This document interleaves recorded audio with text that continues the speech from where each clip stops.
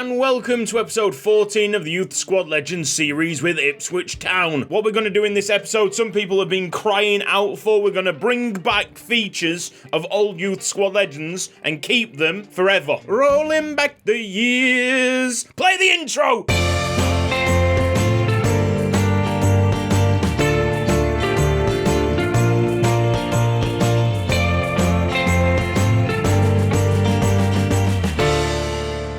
So we're in the winter transfer window, January 2027. I wish it was January right now. It is baking in this room. Not as bad as what it has been in the last couple of days. That's why it's taken so long to get an episode out. Immediately on the 1st of January, we're going to make one very special transfer. But before that, let's have a check on what happened on the last live stream. In the last Youth Squad Legends live stream, Ipswich Town were doing very well indeed. I think there was an element of surprise, the championship just not prepared for what Ipswich could offer. Going into episode 14, we're in 5th. Me and the chat decided that Tony Ramos, the Uruguayan player with the fake name, should be called Unknown Uruguayan Player for the rest of the series. Well, that's right. And let me tell you, even though he's unknown, he is some player. The long shots were really firing in thanks to a new patch by EA. FIFA 22 actually feels quite enjoyable. And the biggest benefactor, Wes Morris McKenzie. Christ, can this guy hit a ball. I mean, his first long shot was outrageous, but his second might be the best that I've seen on the game. He gets the positive scenario, Jonsko gets the negative, but the villain of the day is George Ormrod, who has handed in a transfer request. Because we can't just have peace for 2 seconds. If you want to catch the live streams as they happen, it's Cutsy Live on Twitch. And the full VOD of our last live stream will be down in the description box. Please subscribe to Cutsy Extra if you fancy some extra content from me.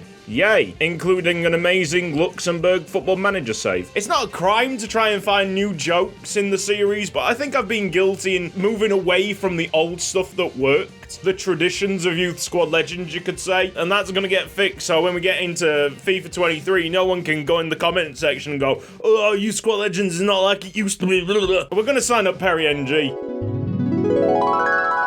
He's a right wing back now at 30 years old. Oh, yikes. Perry? Shush, baby, please.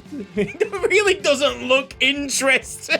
The headshot was definitely taken after I shushed him in person, so he might just be sick of my which is totally understandable. What do you mean the team won't sell him because he's too important for the club? Okay, I just need the cheat table for 1 second. Damn right, my boy Perry's too important for the club. We stopped the Perry NG jokes because he'd moved to Cardiff and there was no way of us player sponsoring him. It was far too expensive. I honestly thought it was just the right moment to move on from that. But, and it is a big round juicy but, I can tell you now, it's not just you missing the Perry NG jokes. I miss them terribly. No, shush, baby, please. I'm gonna just dump 24 million onto Cardiff's lap. Just, there you go. All the money in the world, pal. It's not like we're struggling for cash. We've snapped him up. 73 overall, 83 stamina. You might be thinking 24 million pounds is a lot, but you know what? You can't put a price on a joke. Next section, we're returning and keeping bloody comments. Anyone know the tool software Cutsy used at around the 7-minute mark? I think you're talking about FIFA Tracker. It's a website, you upload your FIFA saves on it and it shows you the players from that save, all the overalls, the potentials. Especially when you're recording something, it saves you a ton of time, but it is only for the PC version of the game. Just want Ronald Chavez back.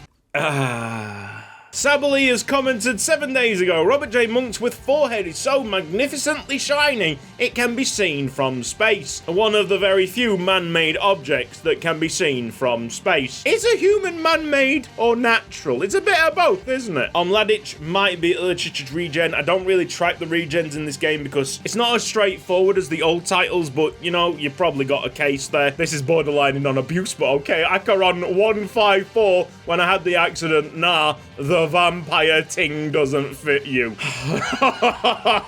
got a Caladan Algay who just finished one of the old Youth Squad Legends series and now he's going to watch Macclesfield. Thank you ever so much for the support. It's great to see people watching the old content. Macclesfield is obviously a fantastic series. What I am trying to highlight in this comment though is his profile picture, which I'll unveil now. I swear that's like a Samsung Galaxy S2. Man, what is that? Man!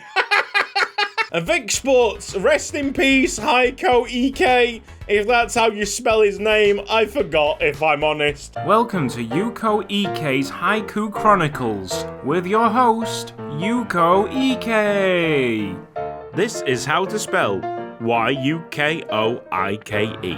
That's my name, Vic Sports. So Perry's back, comments back, Haiku's back, Pog back. Shush, baby, please! Tell you what I want back, I want the cool air back. Jesus! My forehead is moist. It's Peterborough against Ipswich. Right then, disclaimer, I've upgraded to Windows 11. It doesn't seem that optimized in terms of frames per second, so if you see any frame drops, that ain't me. We shall try and get it fixed as quickly as possible.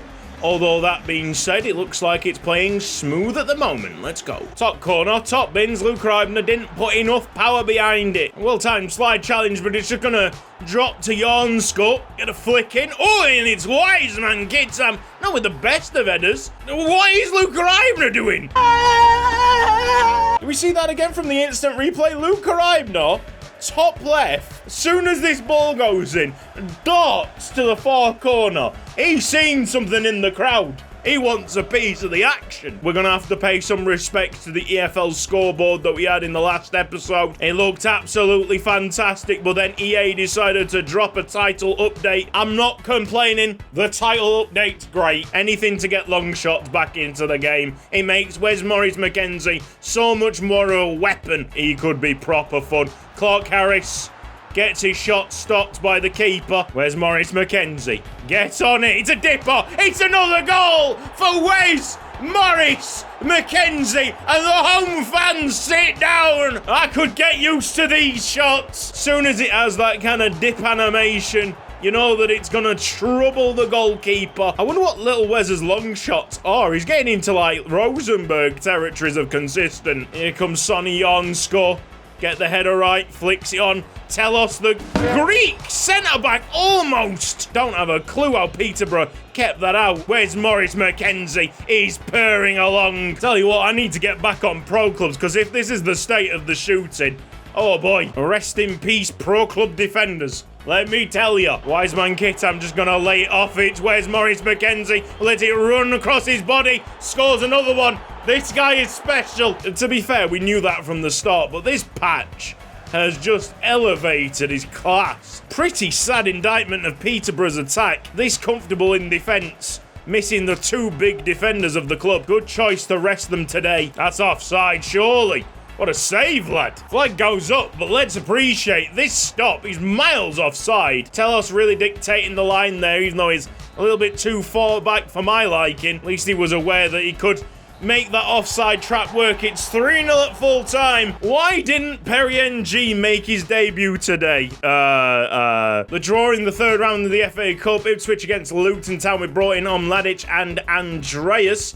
Let's have a look at the quick sim result. Well, we're out of the FA Cup. That was fun. We have received some big loan bumps. I guess the most severe is Benedict Ehrling's plus 14 to 81 overall. It's the highest overall player contracted to Ipswich Town, and it makes sense because he had such a high potential. He was going to go places. I don't think we're bringing him back, though. The midfield working very well in the Championship. We don't want to disrupt that. I definitely want to give more game time to Abelward. Tuasettle's gone up by 3. Oikonomu's gone up by 5. Sean Smith all the way up to 73 plus 10. Christodoulou's 66. Shenton's 69. Luca plus 7 to 70, meaning his stats are ridiculous. 80 pace, 77 physicals. Then between the two that I think have just gone on loan, Mohamed Balde has gone up plus 6. There's another striker option available to us, Fabrice Buckland from Mauritius, promoted in from the youth academy. Played one time with him on live stream, and I thought he was very lively, especially for 54 overall. We are 1 point off the top of the Championship. That's how good our first season in this league has gone. Far better than expected. I did think we were going to get some kind of promotion push, but we're now looking to win the Championship outright. I think we've got everything in the tank to do it. It's a solid turn by the unknown Uruguayan player, but we're going to have to put Naveed Abelward on it. We dropped 2 of the Derby County players. The defence in tatters. Great tackle. Where's Morris Mackenzie? Could potentially play it to Belchior. Try and backheel it there. Unknown Uruguayan player.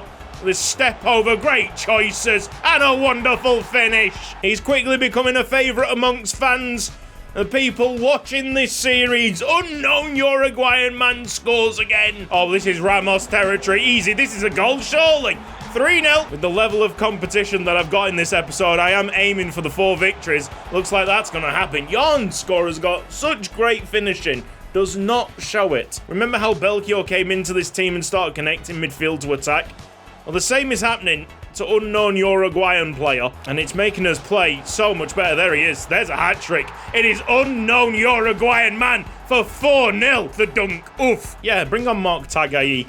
For Naveed Abelwood, nice run out there for 75 minutes. We know the players are going to improve, and we know that we're not finished in the transfer market just yet in this save. But if everything just stopped as it was, as the match ball for unnamed Uruguayan man, if we just had this team, I feel like we'd be proper yo-yoing between the Championship and the Premier League. Don't question me about Perry Ung. Right, Fulham, obviously not a bad side, but we navigated them well earlier on in the season. Let's do it again. The ball inside for Trevor Westberg. Should have been inside the defender, but it works anyway with the speed. Mladic bullying defenders.